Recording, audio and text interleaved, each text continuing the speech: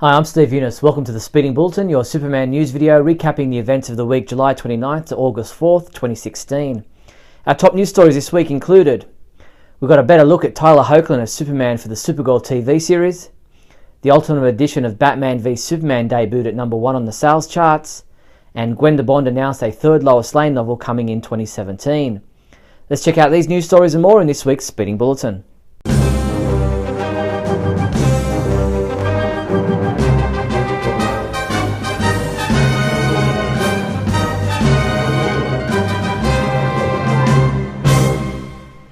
In movie news, Henry Cavill showed support for his fellow DC Comics film family by attending the London premiere of Suicide Squad this week. Henry walked the pink carpet, signed autographs, while also posing for photos. It was during one of these photo opportunities that Jason Momoa, who plays Aquaman, snuck up behind Henry, surprising him with an embrace. Concept artist Christian Lorenz Schurer released a gallery of his artwork for Batman v Superman Dawn of Justice via his own website, showing early concept art for various scenes from the film. You can check out the complete gallery at christianlorenzschurer.com. The Ultimate Edition Blu-ray DVD combo release of Batman v Superman debuted at number 1 on the NPD Video Scan First Alert sales charts, a chart which tracks combined DVD and Blu-ray disc unit sales, as well as the dedicated Blu-ray disc chart for the week ending July 24th. The first week of release for Batman v Superman saw 70% of its copies sold coming from the Blu-ray format, one of the highest first-week Blu-ray percentages ever for a major theatrical release new to disc. To promote the release of Batman v Superman Ultimate Edition on Blu-ray and DVD, Warner Bros. Has posted an 8th and final BVS 101 video, this one titled Doomsday. In the comics, Doomsday was created by the alien scientist Bertron's cruel experiments to create the perfect living being. Bertron released a humanoid infant to the harsh Kryptonian environment. The infant was killed, and its remains were cloned and killed, and then cloned again with an immunity to whatever caused its previous demise, eventually transforming him into a seemingly unkillable monster. Purchase Batman v Superman Dawn of Justice Ultimate Edition from our online store now. The AFI Silver Theatre and Cultural Centre in Silver Spring, Maryland will be screening Superman the movie for 2 days only this weekend. Purchase your tickets now for the Saturday, August 6th, 7:30pm screening or the Sunday, August 7th, 12:20pm screening from silver.afi.com. In TV news, new photos of Tyler Hoechlin as Superman have emerged from location shooting for the first 2 episodes of Season 2 of Supergirl. A number of photos popped up online this week from filming which took place near the Canada Post building in downtown Vancouver as Superman protects a group of citizens. These photos give us a better look at Tyler in the new Superman costume, showing us just how blue the suit is and that he looks quite muscly in the suit after all. Not only that, but an iconic Superman moment was filmed during this weekend's shoot, with Tyler Hoechlin photographed ripping open his shirt as Clark Kent to reveal the Superman costume beneath. Filming continued in Vancouver later in the week with George Wainborn Park standing in for Metropolis, with police cars and ambulances on location. Additionally, there were signs and banners indicating that Clark Kent and Kara Danvers were on the streets of Metropolis outside the Luthor Corp building. When it was announced that Supergirl would not only be moving from CBS to the CW, but would also move its production from Los Angeles to Vancouver, the immediate concern was whether members of the cast would also make the move, especially Calista Flockhart, who plays Cat Grant. Warner Bros. And the CW confirmed this week that Flockhart will return to the series, but will only appear in a number of episodes, not as a series regular. TVLine.com reports that Flockhart will appear in the season premiere. Executive producer Andrew Kreisberg said in a statement, "Supergirl wouldn't be Supergirl without amazing Calista Flockhart as Cat Grant. We're so excited that Calista has agreed to continue on the show when she can. We in the audience love to see her on screen." In comic book news, Heritage Auctions has listed a 1938 copy of Action Comics number 1 with a CGC grading of 5.5 with cream to off-white pages to be sold at auction starting today. The colours on the cover of this copy are particularly bright and the staples are rust-free, and if it weren't for the spine split at the bottom, the book would no doubt be graded higher. Visit Heritage Auctions to place your bid. The auction concludes on Saturday, August 6th. Comic books we reviewed this week included Action Comics 960, which was reviewed by Michael Bailey, who gave it a 5 out of 5, saying the heart and soul of this issue comes from Wonder Woman. T.A. Ewart reviewed Injustice Year 5, Chapter 32, saying the biggest loser for this issue, as usual, is a long-time reader, and he gave this issue a 3 out of 5. And from last week, TA also reviewed Justice League number 1, giving it a 4 out of 5, stating, "Hitch continues with a strong start on his latest Justice League run." Superman comics available this week from August 3rd include Injustice Year 5, Chapter 33 digital comic has been available since August 2nd, DC Comics Bombshells number 16 print edition, Injustice Gods Among Us Year 5 number 15 print edition, Justice League number 2, which is available in a variant cover, Superman number 4, which is also available in a variant cover, and DC Comics Bombshells Power Girl and Superman statue. These Superman umbrellas are here to rescue you from the rain. Get yourself the Superman The City Below umbrella for $10.72.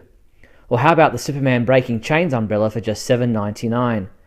These and other Superman umbrellas are available from your one-stop Superman shop, the Superman Homepage online store at supermanhomepage.com/shop.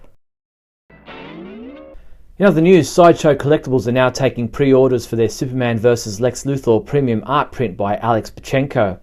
The last son of Krypton engages his eternal arch-nemesis in an intense battle over Metropolis in this dynamic, officially licensed limited edition art print. Limited to just 150 units, you can pre-order your Superman vs. Lex Luthor premium art print from SideshowToy.com now for its release later this year. The 9th episode of Season 2 of the DC Superhero Girls animated shorts is now online.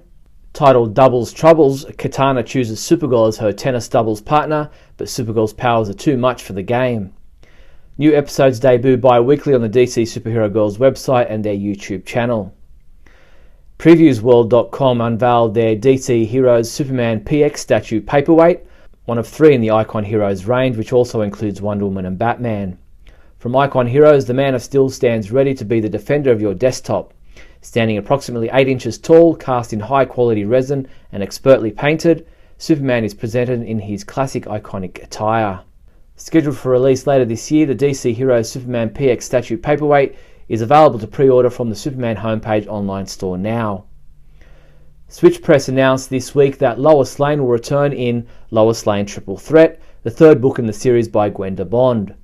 On the heels of Lois Lane Fallout and Lois Lane Double Down, Bond will return in 2017 with a new story of the adventures of a teenage Lois Lane.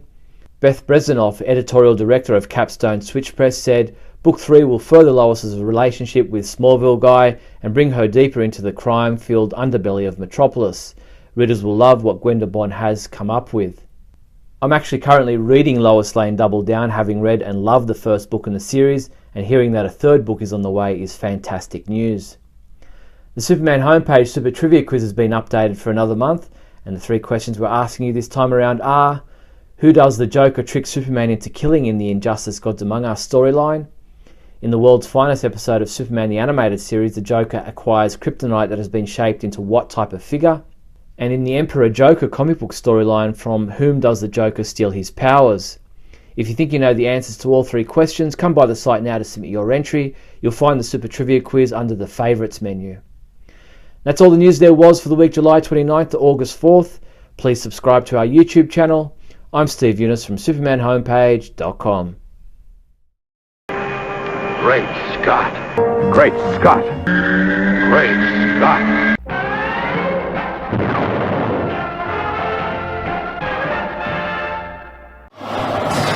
Now, on first watch of this, you would assume that this is just Bruce being paranoid and imagining and dreaming what might happen if the Superman he thinks Superman might be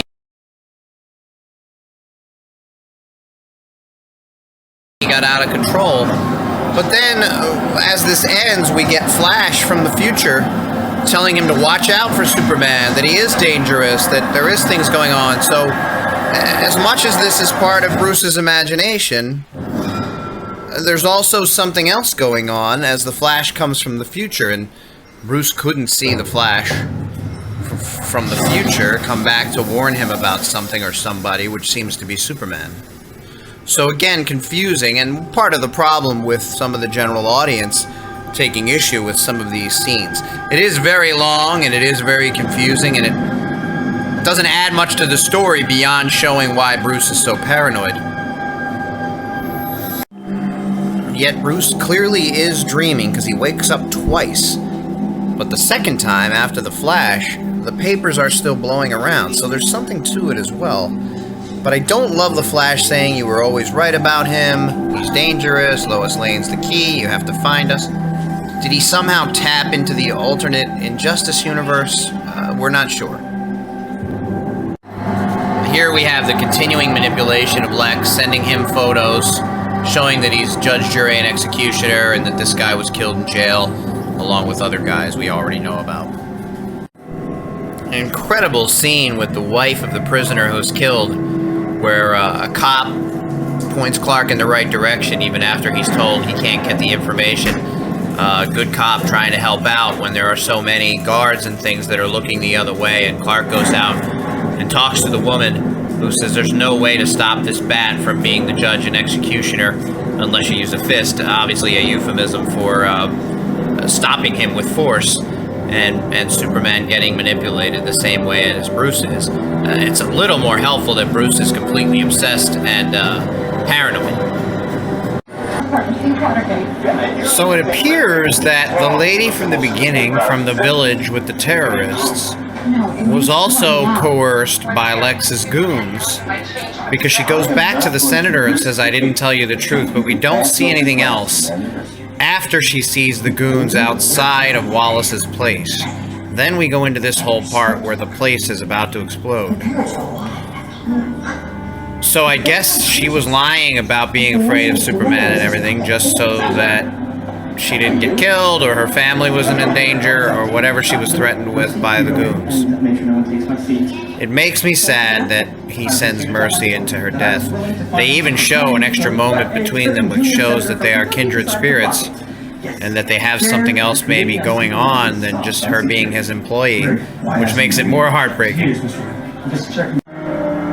So apparently, somehow knowing that the woman came forward and was going to tell the truth at the hearings, Lex's goon pushed her in front of a subway train, in front of 1 million people. I don't even know how he could do that. But it makes the setup story so much more cohesive.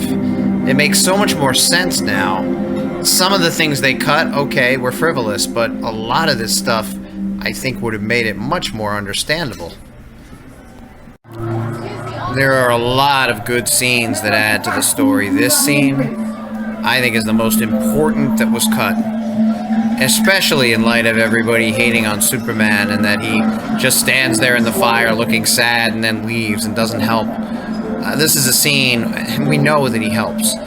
This is a scene that really hammers home the idea that he's heartbroken over this and he doesn't know what to do. And it makes the scene with Lois later make so much more sense when he says he doesn't know if he should be Superman. And then people saying Superman doesn't feel despair like that and Superman shouldn't act like that. He sees all these dead people and he sees that it's because of him being involved in some way and he wasn't able to stop it. This makes me so sad, this scene. Now they add another scene here. Superman does leave after the rescue scene I was talking about. After a rescue worker says, kind of hesitantly, thanks, but we're going to need room to work. He looks at Lois, he looks heartbroken, and he flies off. I assumed it was because all the people were out. But now the reporter says that Superman was here saving lives, helping the victims, but then he left, which raises questions. I don't know if she's in on the conspiracy, or if he really did leave in the middle of the rescue effort, which then contradicts what I said before and would make people feel the way they did feel, hating on Superman for leaving and being too sad to help when that's what he should be doing. So I'm not sure what the dual scenes are meant to mean. It's a little confusing. Here we have another scene that was cut that shows Batman swooping into Lex's facility to steal the kryptonite. Here was in the movie, but right before this, Batman comes down on the video cameras, Lex sees him, he swoops in, stops a guard, comes back up, and you see Lex give that smile. It's actually a little larger than the one we see in the movie, which seemed incredibly evident to me that Lex wanted Batman to steal the kryptonite because he needs this to happen for his plan to come to fruition. But I've had people argue with me, I don't think Lex wanted him to steal the kryptonite. He's angry. I don't believe that he is. This scene, I've already kind of covered it, but it's a Superman at his lowest point, which is sad and sucks, but it proves his humanity. I don't remember this being incredibly clear in the original version, because I made comment that Lex, just like in the old movies, is able to just walk into the fortress, but it thinks the fortress, the scout ship, thinks that he is Zod because he wears the fingerprints that he cut off the body with the laser knife, the kryptonite laser knife from earlier. I believe there's an extra added part where we see him put his hand on a handprint and then it puts the fingerprints on it, which makes it more clear. And as much as Bruce is the bad guy, I still really like the way they portray him as a scientist and a creator and a guy who knows technology. Something that we've never really seen in the other Batman movies, as much as the Begins Dark Knight trilogy was praised. I really feel like this is a Bruce who is Batman, who makes his equipment, who knows about science. He does detective stuff in the movie. It's great stuff. Now, another contradiction here. We saw the fingerprints that made the ship think he was Zod, but now the ship calls him Alexander Luthor and says his security override has been accepted, which isn't really explained. How does he have a security override? I guess just with the fingerprints. But if the ship thinks he's Lex and not Zod, then that contradicts the other thing. We're also not sure how he knows. I guess the ship told him, but why mixing his blood with Zod's body would create a Doomsday. Advising.